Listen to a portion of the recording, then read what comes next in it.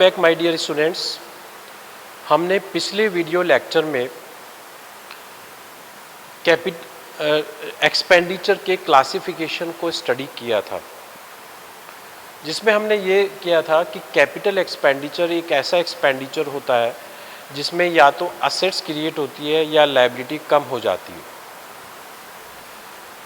अब हम आते हैं रिसीप्ट साइड में। इसका मतलब इसके जस्ट रिवर्स में एक्सपेंडिचर गवर्नमेंट के लिए आउटगोइंग अमाउंट, किसी के लिए भी ये आउटगोइंग अमाउंट होती है, और जो इनकमिंग अमाउंट होती है जो हम रिसीप्ट्स लेते हैं वो हम यहाँ पर आज उसकी डिस्कस करेंगे। Now the budget receipts broadly classified in two category, one is capital receipt and second one is revenue receipts. तो सबसे पहले हम समझते हैं व्हाट इज कैपिटल रिसिप्ट्स। ऐसी रिसिप्ट्स जिससे असेट्स कम हो जाए और लायबिलिटी बढ़ जाए, ऐसी एक्सपेंडिचर को हम रिसिप्ट्स को हम कैपिटल रिसिप्ट्स कहते हैं। ये जस्ट कैपिटल एक्सपेंडिचर का रिवर्स है। कैपिटल एक्सपेंडिचर में असेट्स बढ़ रही थी, यहाँ पर असेट्स कम हो रही है। यहाँ पर लायबिलिटी कम हो रही थी, यहाँ लायबिलिटी बढ़ रही है। इसको याद करने के लिए भी आपको ऐसा ही करना है। नाउ दिस कैपिटल रिसीप्ट्स को we can divide in three category. पहला, recovery of loan. Central government बहुत जगह पर लोन देती है, स्टेट गवर्नमेंट को भी देती है और बाकी और पार्टीज को भी दे सकती है। जब वो लोन देती है तो that will raise their assets, और जब उसको वो वापस ले लेती है तो उसे असेट्स कम हो जाते हैं। तो recovery of loan by central government will reduce the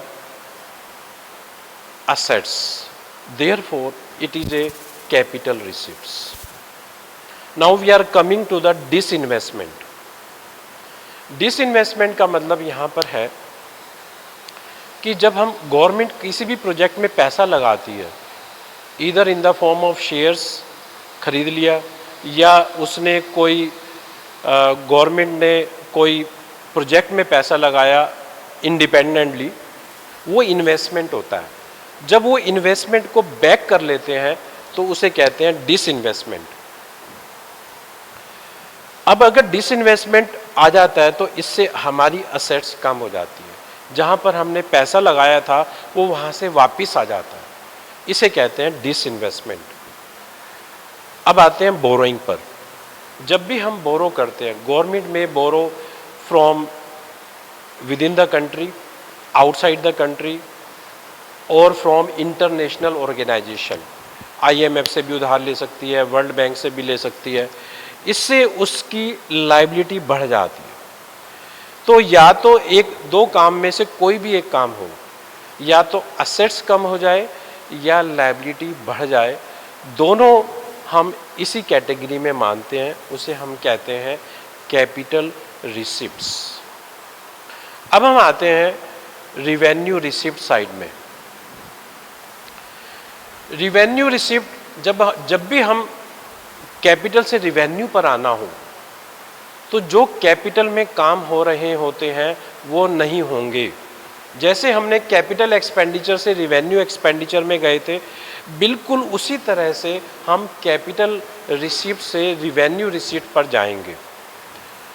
ऐसा रिसिप्ट्स जिससे ना तो असेट्स डिस्पोज हो ना लायबिलिटी बढ़े, ऐसे रिसिप्ट्स को हम रिवेन्यू रिसिप्ट्स कहते हैं। और सबसे बढ़िया एग्जाम्पल आपके माइंड में, सभी के माइंड में आ रहा होगा कि गवर्नमेंट को टैक्स से पैसा आता है। इसका मतलब क्या है कि गवर्नमेंट की जो टैक्स से पैसा आया उससे ना तो गवर्नमेंट की कोई असेट्स कम हुई और ना उसकी कोई लायबिलिटी बढ़ी। इसका मतलब tax is a revenue receipts, क्योंकि दोनों में से कोई भी काम नहीं हुआ। और एक बिना टैक्स के भी आ सकता है। गवर्नमेंट को जहां पर उसने शेयर परचेज कर रखे थे वहाँ से डिविडेंड आता है, जहाँ पर उसकी ऑनरशिप थी वहाँ पर उसका डिविडेंड आ जाता है, कई बार ग्रांट्स आ जाती है। इसमें कमर्शियल रिवेन्यू और एडमिनिस्ट्रेटिव रिवेन्यू दोनों तरह के आते हैं, जो कि हम नेक्स्ट पार्ट पर स्टडी करेंगे। पर हम सबसे पहले स्टडी करेंगे टैक्स। तो पहले समझना है कि टैक्स क्या होता है। Tax is a legally compulsory payment, legal भी है कंपल्सरी भी है, ये भी याद रखना है आपको। Imposed by government on people without giving any direct benefit to the taxpayer. कोई डायरेक्ट बेनिफिट नहीं मिलता। जो अगर मैंने 1 करोड़ का टैक्स दिया तो मुझे 1 करोड़ का बेनिफिट नहीं मिलेगा। बेनिफिट तो वो जो टैक्स का पैसा होता है वो सब जगह डिस्ट्रीब्यूट होता है, सब जगह खर्चे में लगता है और सभी का फ़ायदा करता है। तो इसलिए अब दोबारा से मैं डेफिनेशन बता रहा हूँ, बहुत ध्यान से सुनिएगा। Tax is a legally compulsory payment imposed by government on people. People में सभी तरह के आ गए, इंडिविजुअल्स भी आ गए, फार्म्स भी आ गई। Without giving any direct benefit to the taxpayers for the general welfare of the society, इसे टैक्स कहते हैं। तो टैक्स की डेफिनेशन समझ में आनी चाहिए आपको। अब हम आते हैं, इस टैक्स को 2 पार्ट में डिवाइड कर देते हैं। सबसे पहला होता है डायरेक्ट टैक्स और दूसरा होता है इनडायरेक्ट टैक्स। अब हम डायरेक्ट टैक्स समझते हैं। सबसे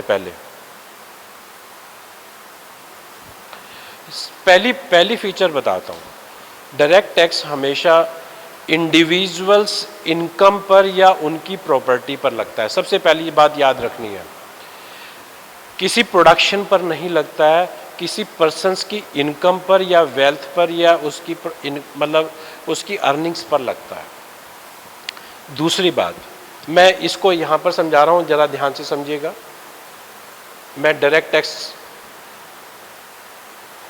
टैक्स में मैं आपको एक ये पर्सन बना के दिखा रहा हूं, इसके ऊपर एक डायरेक्ट टैक्स लगा और इसी ने ही पेमेंट किया, तो ये डायरेक्ट टैक्स है। जिसके ऊपर इंपोज हो और उसी को ही पेमेंट करना पड़े, ये डायरेक्ट टैक्स है।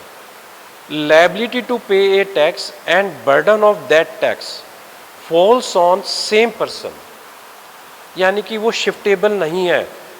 इनकम टैक्स जिसके ऊपर लगेगा वो ही देगा, इसको आप बर्डन शिफ्ट नहीं कर सकते हो। एक चीज़ और इम्पॉर्टेंट बता रहा हूँ जो बुक्स में बहुत कम मिलेगी।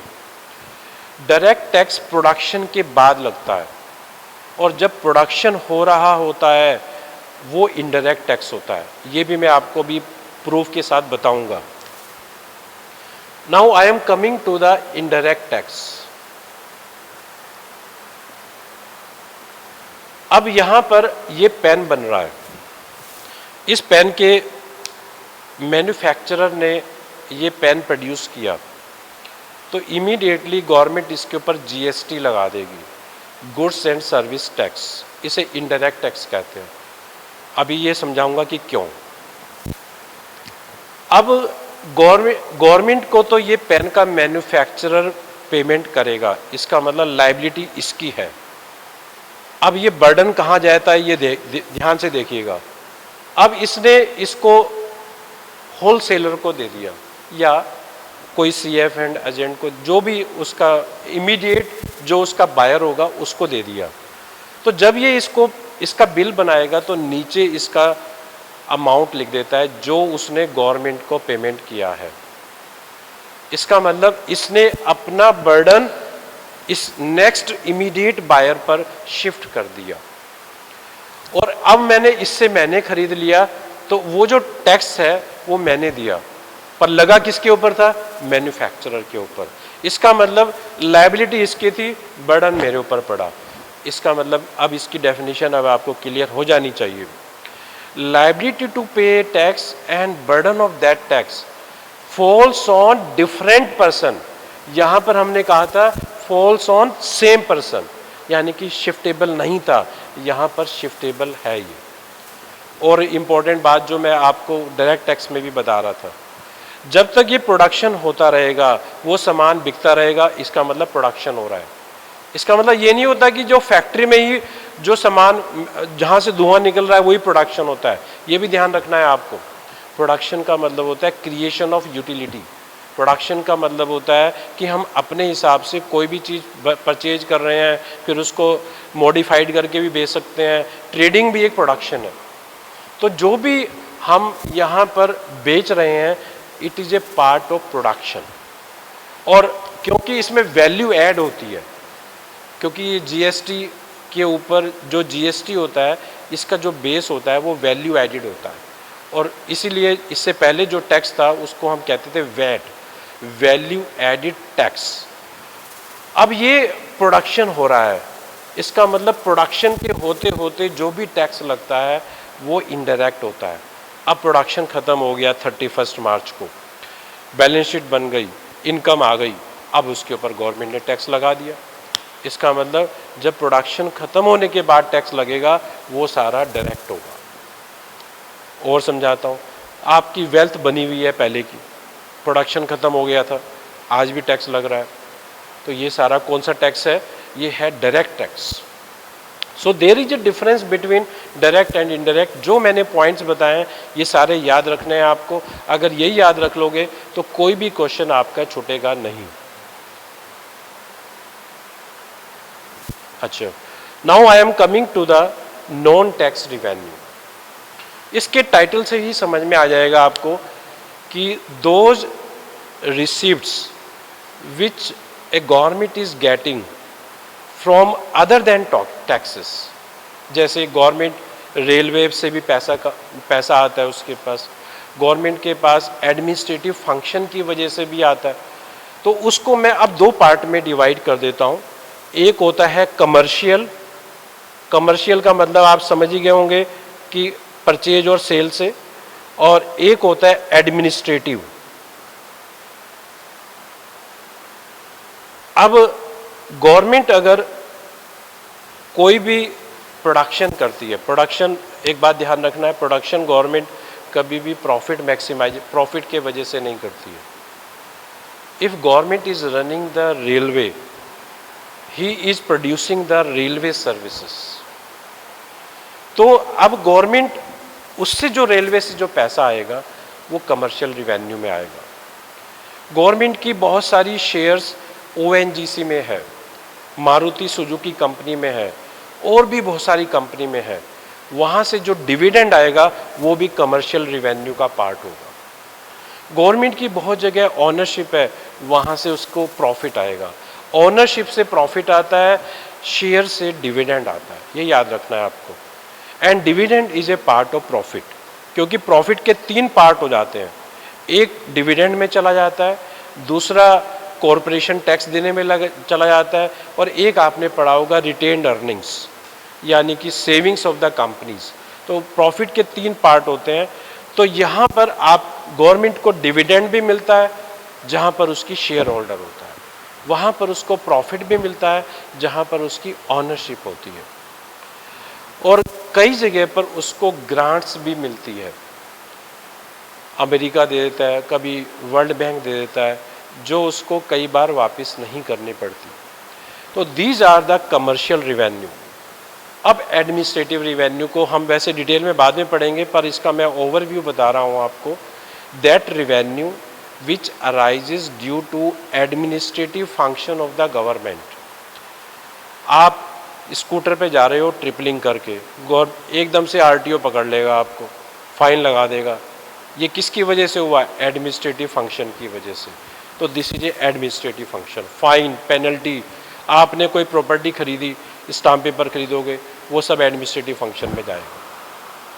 So there are so many types of administrative revenue which I will discuss later on, but here we can divide it broadly in two categories, commercial and administrative.